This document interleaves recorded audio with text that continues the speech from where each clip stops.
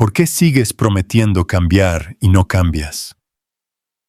No lo digo como acusación, lo digo como diagnóstico, porque si eres honesto contigo mismo, sabes que has hecho ese trato con Dios más de una vez.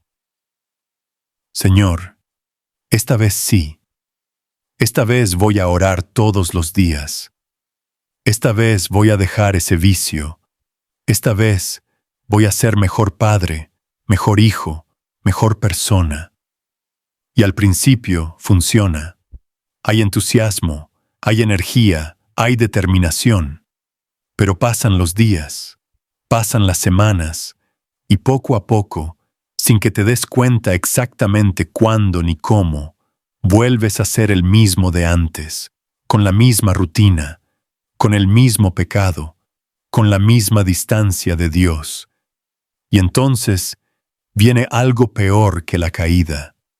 Viene la vergüenza silenciosa, la sensación de que eres un caso perdido, de que la santidad es para otros, no para ti, de que Dios ya debe estar cansado de ti.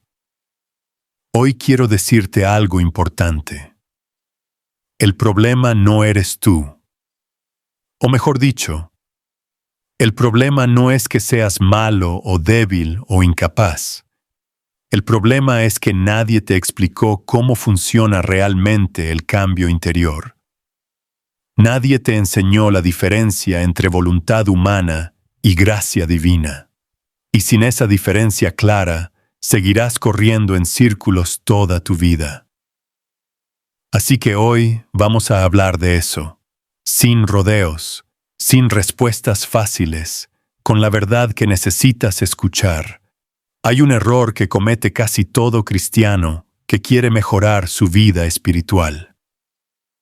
Y ese error tiene un nombre: el voluntarismo. El voluntarismo es la creencia, muchas veces inconsciente, de que si me esfuerzo lo suficiente, si tengo suficiente fuerza de voluntad, si me propongo las cosas con suficiente seriedad, voy a lograrlo. Es la mentalidad de yo puedo con esto. Es confundir la vida espiritual con un proyecto de superación personal. Y mira, la fuerza de voluntad no es mala. La disciplina no es mala. El esfuerzo no es malo. Pero cuando pones tu confianza en tu propia fuerza como si fuera el motor principal de tu transformación, ya perdiste antes de empezar. ¿Por qué?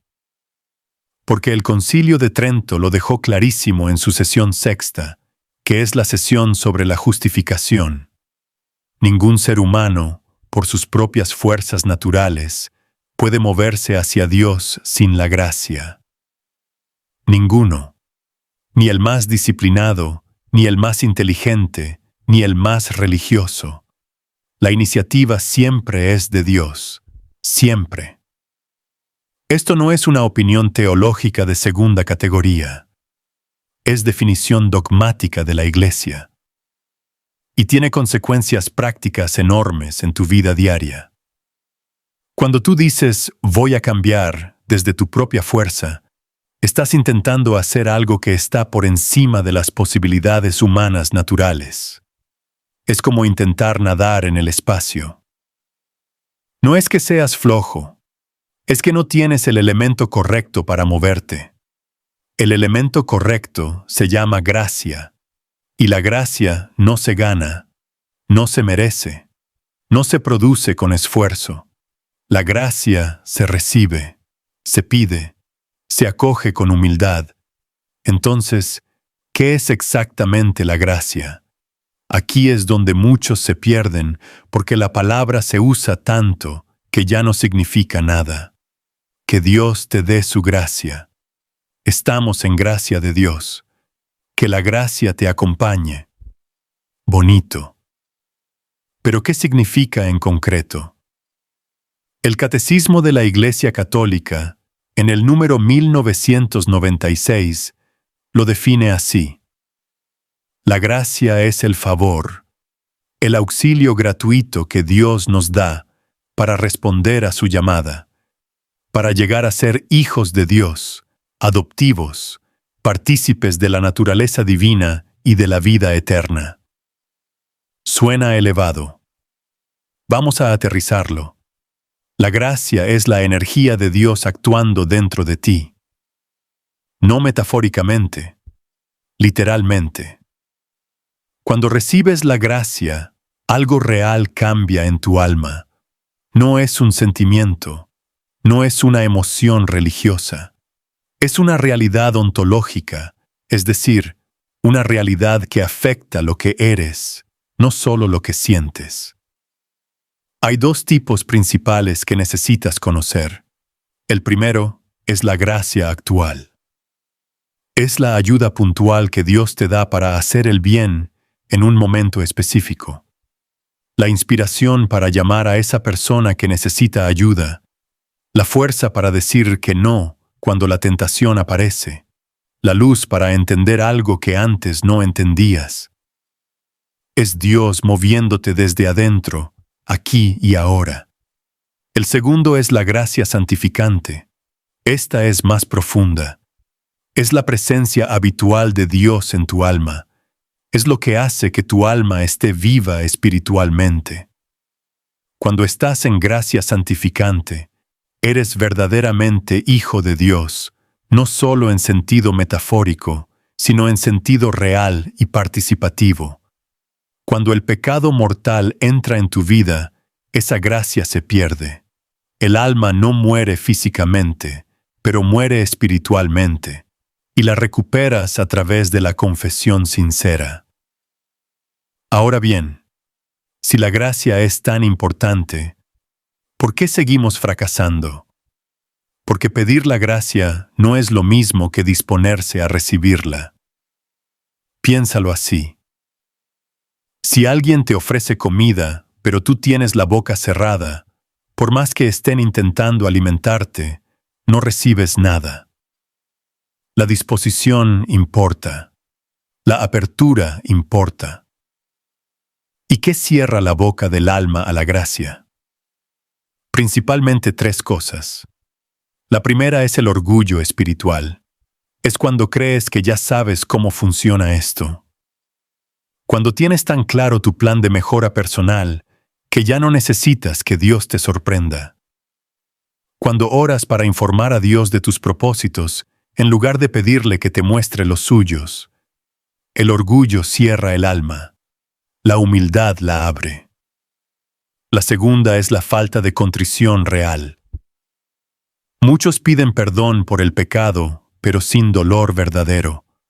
No dolor emocional necesariamente, sino dolor de la voluntad, el deseo genuino de no volver a ofender a Dios.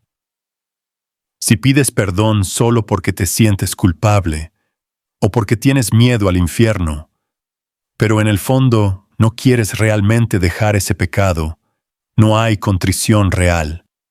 Y sin contrición, el sacramento opera de forma incompleta en tu vida. La tercera es la ausencia de medios concretos. La gracia trabaja a través de canales que la Iglesia llama sacramentos. Si no frecuentas los sacramentos, estás intentando crecer espiritualmente sin agua y sin sol. Puedes intentarlo, pero no va a funcionar. Quiero contarte algo sobre San Agustín porque creo que su historia rompe muchos esquemas sobre cómo funciona la conversión real. Agustín de Hipona fue uno de los intelectos más brillantes de la historia de la humanidad. Era filósofo, retórico, pensador de primera categoría. Y durante años fue un hombre profundamente atrapado en sus pasiones. No estoy hablando de pecaditos menores. Hablamos de una vida sexual desordenada, de una relación de larga duración fuera del matrimonio, de búsqueda constante de placer y reconocimiento. Lo que es fascinante de Agustín es que él sabía perfectamente que debía cambiar. Era inteligente. Conocía la filosofía. Conocía las escrituras. Entendía intelectualmente lo que era el bien. Y aún así, no podía. Y en sus confesiones, que es quizás el libro de espiritualidad más honesto jamás escrito, él mismo describe esa contradicción interior con una frase que debería tatuarse en tu memoria. Él escribió: Señor, dame castidad y continencia, pero todavía no. ¿Cuántas veces has orado tú así sin saberlo? Señor, quiero cambiar, pero todavía no del todo. Quiero dejarlo, pero no hoy. Quiero ser santo, pero después. El cambio de Agustín no vino cuando él finalmente tuvo suficiente fuerza de voluntad. Vino cuando se rindió, cuando dejó de intentar cambiar solo, cuando lloró en ese jardín de Milán y escuchó la voz que le decía: toma y lee. Abrió las cartas de Pablo y algo se rompió dentro de él. No fue esfuerzo, fue rendición, fue apertura, fue gracia recibida. Esa es la diferencia que necesitas entender. Entonces, ¿cuál es el camino práctico? El Papa Francisco, en su exhortación apostólica Gaudete et Exsultate, que es el documento más directo y accesible que el magisterio moderno ha producido sobre la santidad cotidiana, dice algo que suena simple, pero es profundísimo. La santidad no se logra con el propio esfuerzo. Brota de la relación con Dios, no de la religiosidad, no de la práctica exterior, de la relación. La diferencia entre religiosidad y relación es la diferencia entre un empleado y un hijo. El empleado cumple para no perder el trabajo. El hijo actúa desde el amor porque pertenece a la familia. ¿Cuál es tu postura ante Dios?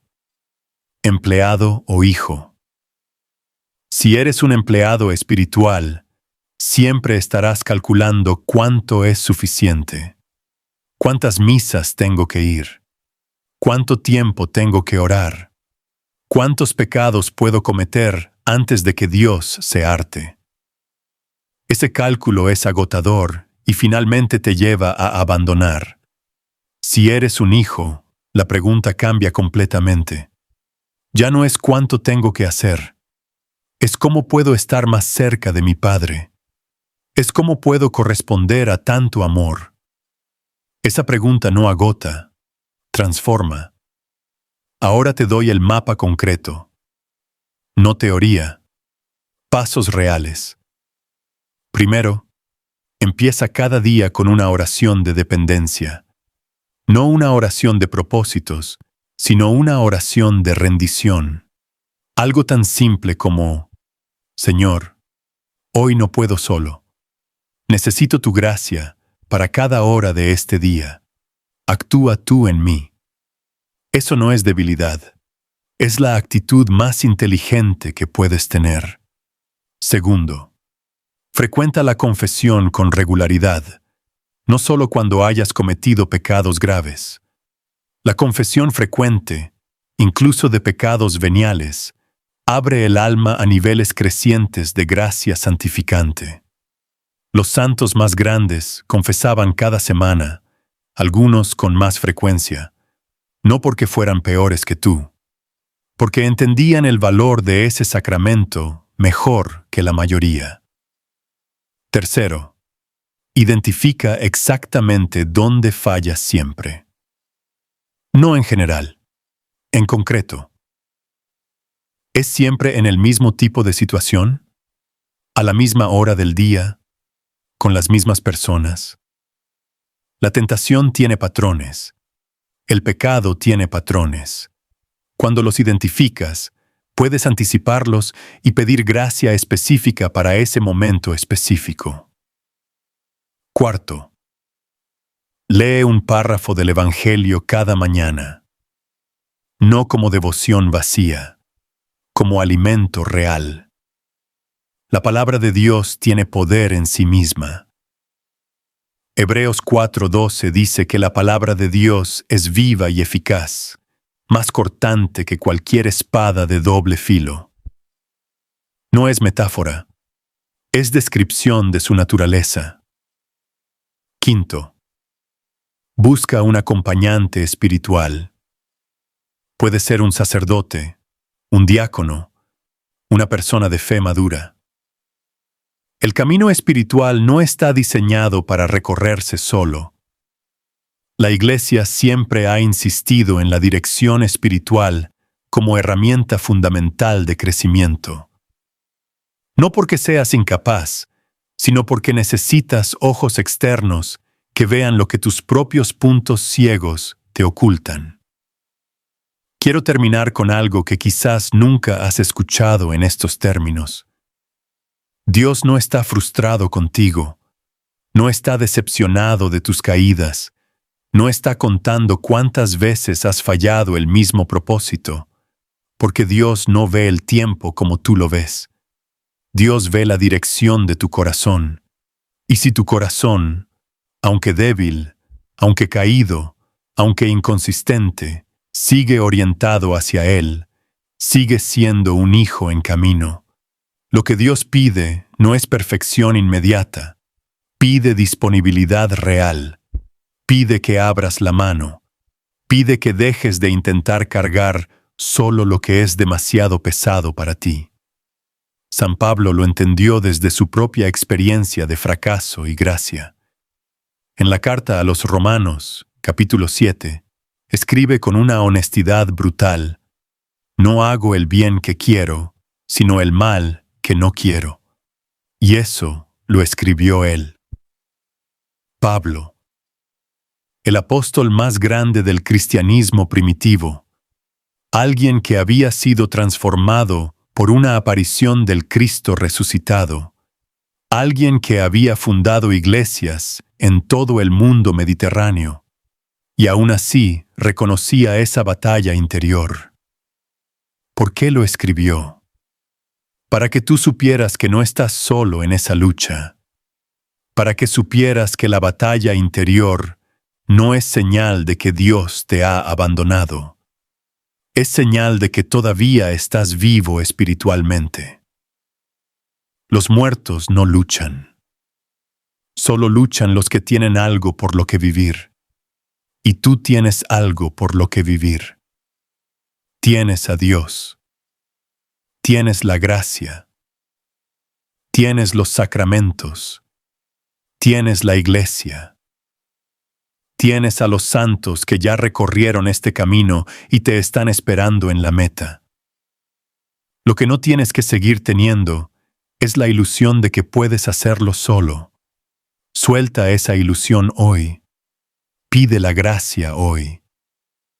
Comienza diferente hoy. No con más fuerza de voluntad, con más rendición. Dios se encarga del resto. Siempre lo ha hecho. Y lo seguirá haciendo contigo.